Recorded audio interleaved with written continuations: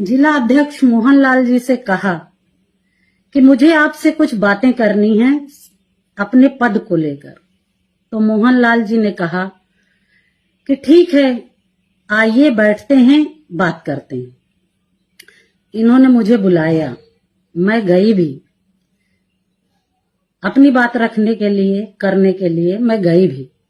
चूंकि मुझे भी काम कर रही थी तो आगे बढ़ने की लालसा तो हर किसी को होती है, मुझे भी थी।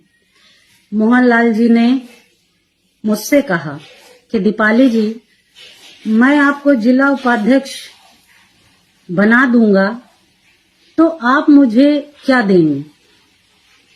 मैंने कहा, भाई साहब, मेरे पास देने के लिए कुछ नहीं है, क्योंकि अभी अभी मेरा घर मकान बिक चुका है, आपको पता है। मेरे पति का भी काम धाम बंद सा चल रहा है, आपको पता है। मैं आर्थिक रूप से इतनी कमजोर हूं कि मैं आपको कुछ दे नहीं सकती। मोहनलाल जी ने कहा, अरे दीपाली जी, आपके पास देने को बहुत कुछ है। मैंने कहा, भाई साहब, मैं समझी नहीं, कहना क्या आप चाहते हैं? इन्होंने कहा, आप समझदार हैं, आपको मुझे बताने की आवश्यकता नहीं है, आप इशारों को समझिए। मैंने कहा, भाई साहब, मैं ना तो इशारों में बात करती हूं, ना मुझे समझ में आता है ये सब।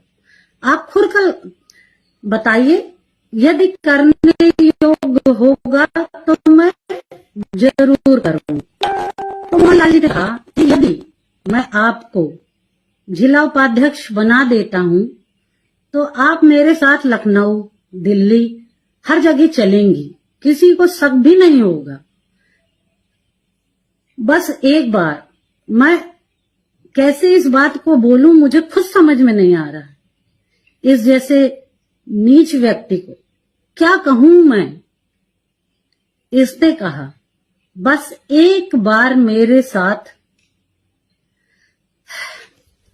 हम बिस्तर हो जाइए। हम बिस्तर होने का मतलब सारा समाज समझता है।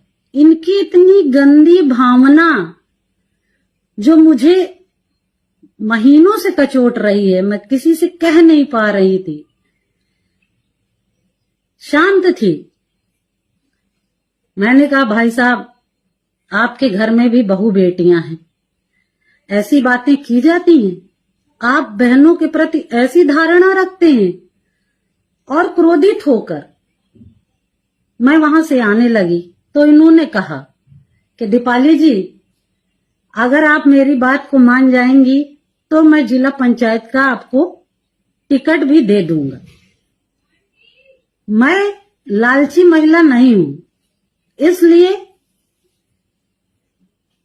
मैं शांत होकर, गुस्से में लाल होकर वहां से वापस घर गई।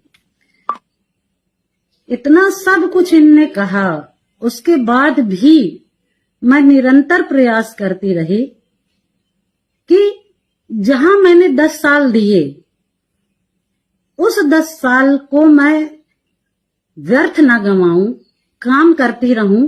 कुत्ते तो भौंकते ही रहते हैं।